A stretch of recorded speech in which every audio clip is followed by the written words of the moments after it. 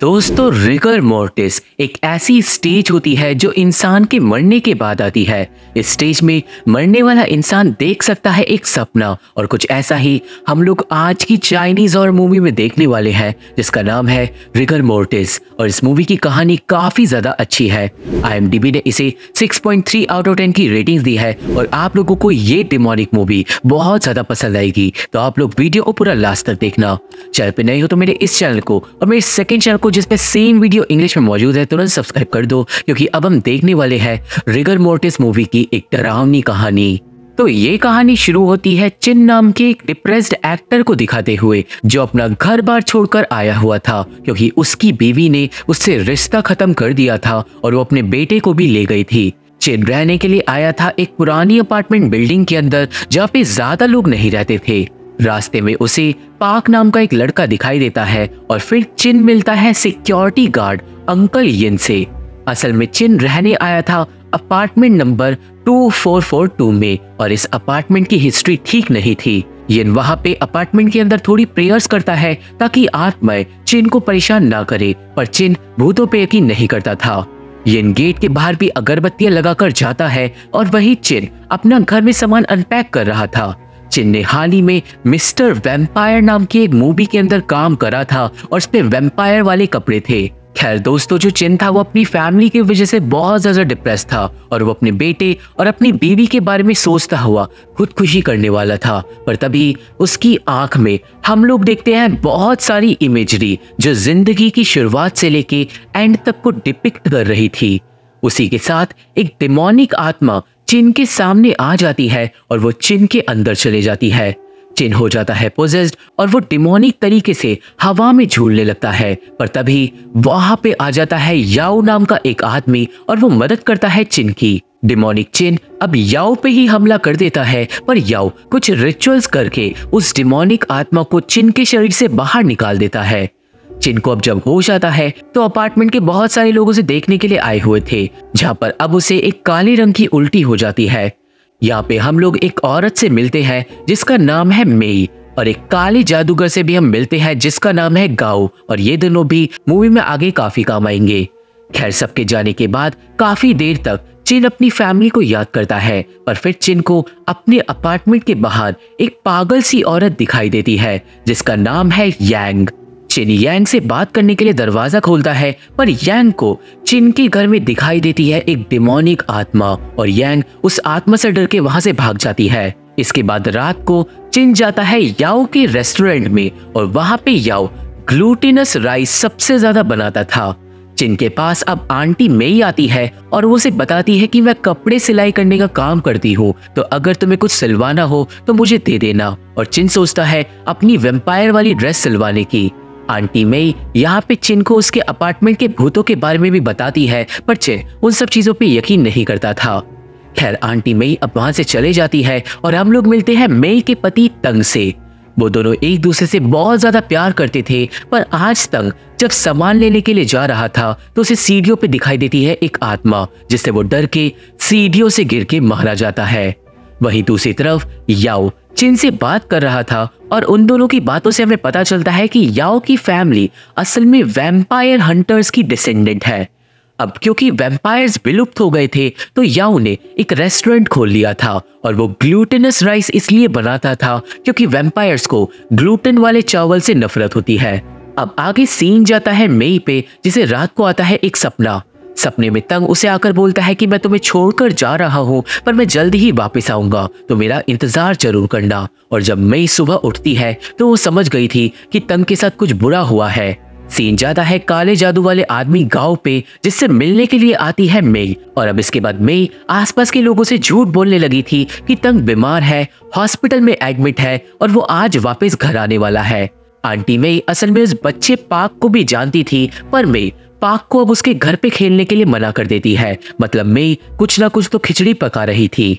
अब उस दिन सिक्योरिटी गार्ड यिन को जीने के पास मिलता है खून और सोने का एक दांत, और यिन हो जाता है थोड़ा कंफ्यूज। और दूसरी तरफ चिन की मुलाकात होती है पाक से। पाक चिन की घर के अंदर ही खेल रहा था, पर चिन को देखकर वो भाग जाता है, पर वो अपनी ड्राइंग बुक वहीं पे छोड़ गया था जिसमें पाक ने बना रखी थी डिमोनिक तस्वीरें। अब उस शाम को हम लोग देखते हैं आंटी मेई को, जो अपने पति की लाश को उठा लाई थी। उसने तंग की लाश को बाथटब में मिट्टी में दबा रखा था और वो उसका फटा हुआ चेहरा सिल रही थी। थोड़ी देर बाद मेई के पास आता है गाओ, और असल में गाओ अपने काले जादू से तंग को जिंदा करने आया था। ये काम वो दोनों सबसे छुप कर रहे थे, और गाओ आज एक रिचुअल करके एक अजीब सा मास्क तंग के मुंह पर बांध देता है। गाओ मेई को बोलता है कि अब कुछ ही दिनों बाद तुम्हारा पति जिंदा हो जाएगा, पर गलती से भी इसके मुंह से ये मास्क मत उतारना। गाओ अब वहां से चले जाता है, पर वो अपने काले जादू के भवन में जाकर मरने लगता है, क्योंकि गाओ को था लंग कैंसर। पर किसी तरीके से वो खुद को अभी जिंदा बचा लेता है, कुछ अजीब सी स्मोकिंग करके। अब सीन जाता है चिन पे, जो मिलता है यांग और पाक से। और असल में दोस्तों, जो पाक था वो यांग का ही बेटा था। वो दोनों हॉलवे के किनारे पे खड़े थे, पर इससे पहले चिन उन दोनों से बात कर पाता, हॉलवे में आ जाती है 4 डिमोनिक आत्माएं, और वो रात के टाइम पहरा लगा रही थी। चिन आत्माओं को देखकर दीवार से चिपक जाता है और उन आत्माओं को जाने देता है। और फाइनली अब चिन को यकीन हो गया था कि ये पूरा अपार्टमेंट आत्माओं से भरा हुआ है। यांग और पाक आत्माओं के जाते ही वहां से भाग जाते हैं, पर चिन उन दोनों के पीछे जाता है, क्योंकि इसे देखना था कि ये दोनों आखिर है कौन। पीछा करते करते चिन पहुंच जाता है इलेक्ट्रिसिटी वाले कमरे में, जहाँ पे तारों की कारपेट बनी हुई थी, और पाक और यांग एक टेंट के अंदर रह रहे थे। चिन उन दोनों से बात करने के लिए आगे बढ़ता है, पर वो दोनों चिन से डर रहे थे। और तभी वहां पे आ जाता है यिन। अब यहाँ पे यिन यांग और पाक की कहानी बताता है चिन को। हम लोगों को पता चलता है कि यांग और पाक असल में अपार्टमेंट नंबर 2442 में ही रहते थे, जहाँ पे अब चिन रहता है। पर जो यांग का पति था, उसकी नजर थी 2 टीचर्स के ऊपर, और वो दोनों टीचर्स असल में जुड़वा बहनें थी। अब एक दिन यांग के पति ने एक जुड़वा बहन का रेप करना स्टार्ट कर दिया था, और उसके हाथ में चाकू भी मार दिया था। पर तभी दूसरी जुड़वा बहन वहां पे आ गई थी, और उसने एक कैंची से यांग के पति को मारना शुरू कर दिया था। उस लड़ाई के बाद दोनों जुड़वा बहनें भी मारी गई थी, पर कैसे यह हमें एंड में पता चलेगा। और ये सब कुछ फिर देख लिया था यांग ने, जिसके बाद वो हो गई थी पागल, और उन बहनों की आत्मा ने उसी अपार्टमेंट में रहना स्टार्ट कर दिया था। यिन बताता है कि यांग और पाक को उसने ये जगह रहने को दी हुई है, पर यांग कभी कभी अपार्टमेंट 2442 के पास जाती है, पर वो अंदर नहीं जा पाती, क्योंकि उसे डर लगता है उन आत्माओं से। इस बात से चिन को आ जाती है दया, और वो यांग और पाक में अपनी बीवी और बेटे को देखने लगता है। और वो फैसला करता है कि वो अपने अपार्टमेंट में रहने वाली जुड़वा बहनों की आत्माओं को भगाकर यांग और पाक को अपने साथ ही रखेगा। सीन जाता है मेई पे, जो तंग की लाश से बातें कर रही थी, और उसे इंतजार नहीं हो रहा था अपने पति के जिंदा होने का, जिससे आंटी मेई का दिमाग भी धीरे धीरे खराब हो रहा था। मेई लाश को खाना खिलाने की कोशिश कर रही थी, पर तभी तंग की आंखें खुल जाती है, मतलब वो सच में धीरे धीरे जिंदा हो रहा था। अब सीन जाता है याओ पे, जो असल में अपार्टमेंट की आत्माओं के साथ डिनर कर रहा था, जब उससे मिलने आता है चिन। चिन भी डिनर ज्वाइन करता है, और आसपास डिमोनिक एक्टिविटी होती रहती है। याओ बताता है कि उसने अपार्टमेंट की आत्माओं से दोस्ती कर रखी है, ताकि जब वो मरे तो उसे कोई परेशानी ना हो। यहाँ पे याओ चिन को दीवार पे लटका हुआ एक डिवाइस भी दिखाता है, जिससे उसके पापा वैम्पायर्स को मारा करते थे। याओ के पापा वैम्पायर्स को मारते हुए ही एक दिन मर गए थे, पर यहाँ पे चिन इस सब के लिए नहीं आया था। चिन याओ से अब मांगता है मदद उसके अपार्टमेंट के भूत भगाने के लिए, पर याओ मना कर देता है और बोलता है कि वो जुड़वा बहनें बहुत ज्यादा ताकतवर है। यहाँ पे याओ चिन को समझाता है कि वो डिप्रेस्ड है अपने परिवार को लेके, और असल में चिन की कलाई पे एक ड्राइंग भी बनी हुई थी, और वो ड्राइंग उसी के बेटे ने बनाई थी, और इसलिए ही चिन इतने दिनों से नहा भी नहीं रहा था ताकि वो ड्राइंग ना मिट जाए। पर चिन इस बात को नहीं मानता कि वो डिप्रेस्ड है, और वो वहां से चले जाता है। चिन वापस जाता है घर, पर अंदर घुसते ही चिन पे हमला कर देता है गाओ। गाओ चिन की गर्दन पकड़कर कुछ रिचुअल्स करने लगता है, और देखते ही देखते चिन के सामने आ जाती है वो जुड़वा बहनों की डिमोनिक आत्माएं। चिन बचकर भागने की कोशिश करता है, पर वो दोनों आत्माएं चिन के अंदर घुस जाती है, और इस बात का पता दूसरी तरफ चल जाता है याओ को। चिन हो जाता है अब पोजेस्ड, और अब डिमोनिक चिन लड़ाई करने लगता है गाओ के साथ, और गाओ असल में उन आत्माओं को कैद करने के लिए आया था। गांव की मदद करने के लिए थोड़ी देर बाद वहां पे याओ भी आ जाता है और वो दोनों मिलके उन दोनों डिमोनिक आत्माओं को निकाल देते हैं चिन के शरीर से बाहर। वो डिमोनिक आत्माएं अब याओ और गाओ पे हमला कर देती है और एक बहन याओ को गिराकर उसका गला दबाने लगती है।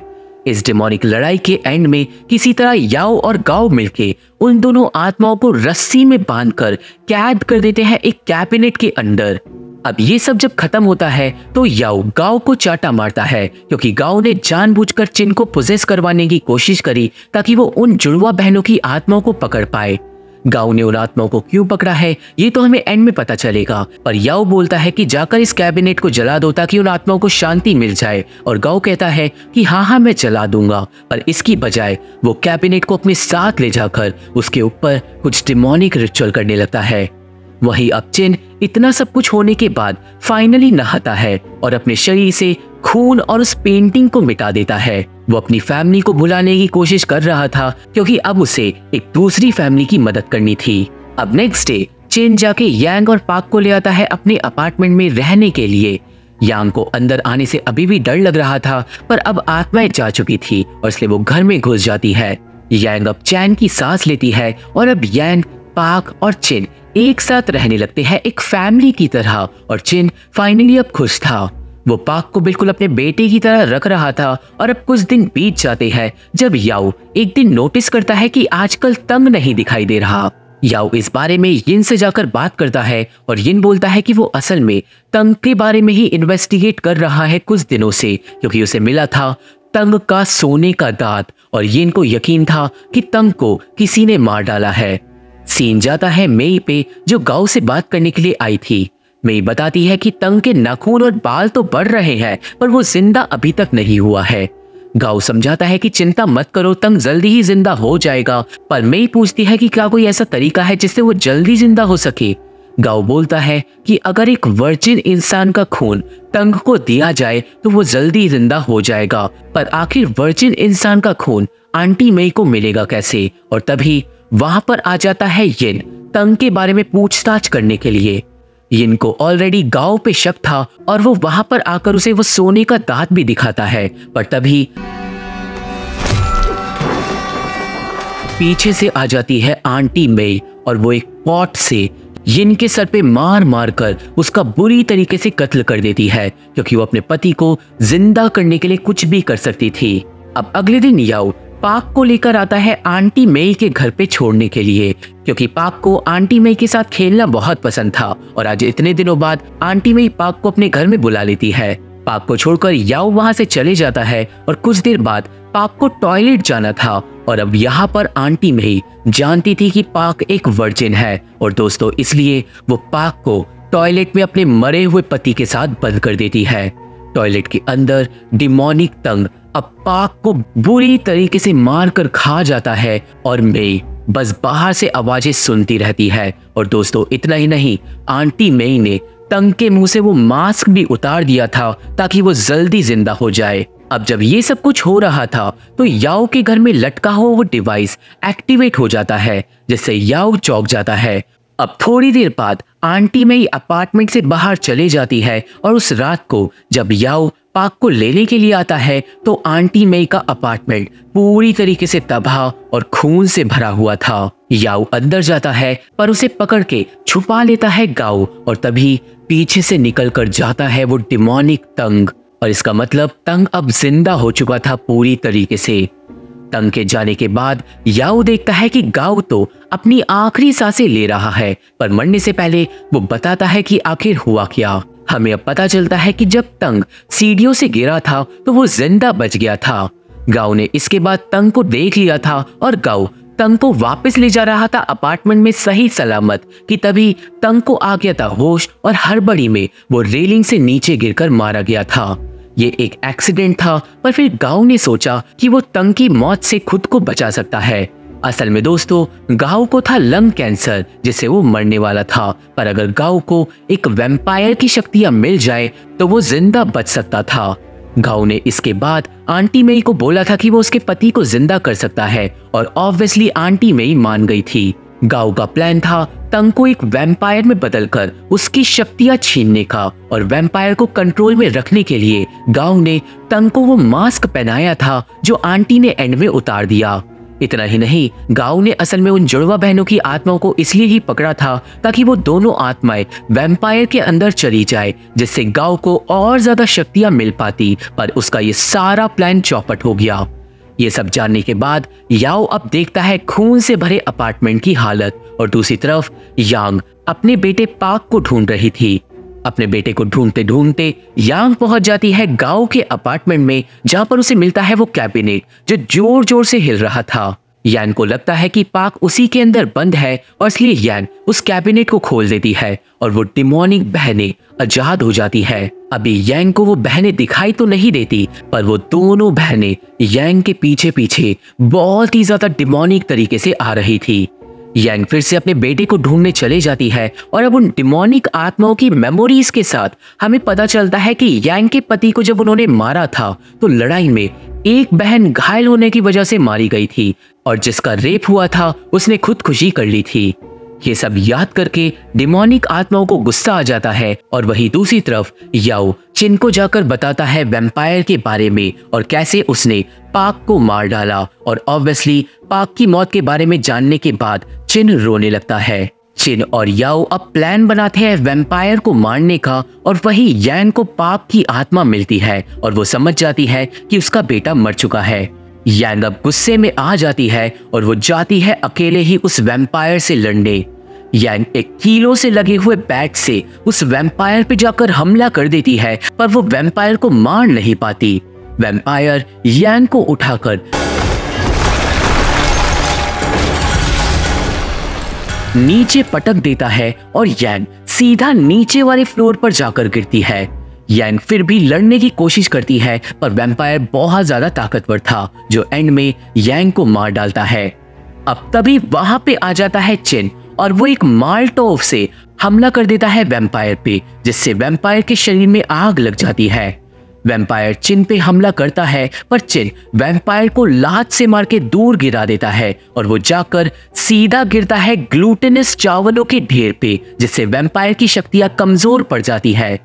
चिन देखता है कि वैम्पायर ने उसी की वैम्पायर वाली कॉस्ट्यूम पहनी है जो चिन ने आंटी मे को सिलने के लिए दी थी। अब इसी के साथ वहां पर आ जाती है वो डिमोनिक बहनें और वो दोनों अब घुस जाती है वैम्पायर के अंदर, जिससे वैम्पायर की शक्तियां ठीक हो जाती है और अब चावलों का भी उस पर कोई असर नहीं होता। वैम्पायर अब एक झटके में ही उड़कर आता है और एक भाले से चिन को स्टैब कर वहां से भाग जाता है और चिन अब बुरी तरीके से घायल हो जाता है।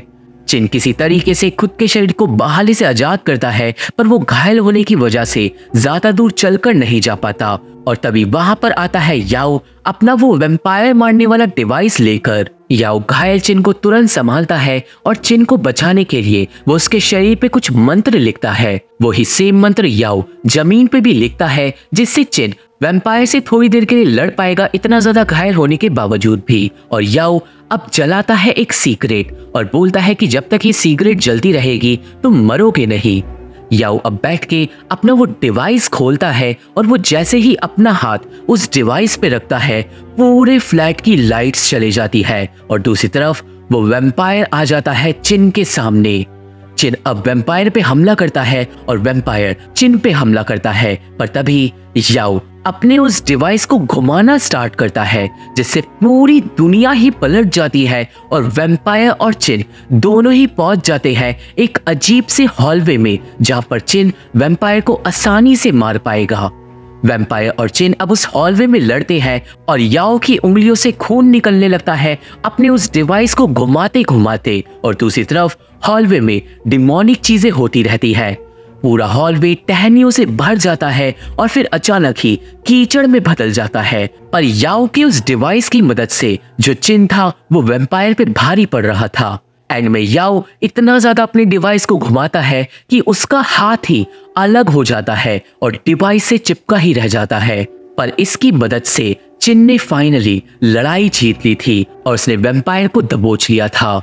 चिन वैम्पायर को पकड़कर रखता है और तभी याओ एक धागे से वैम्पायर और चिन को साथ में बांध देता है और वो खिड़की के बाहर निकल जाता है सूरज की रोशनी के अंदर। और इसी के साथ सिगरेट भी बुझ जाती है। मतलब चिन अब फिर से बुरी तरीके से घायल फील करने लगेगा।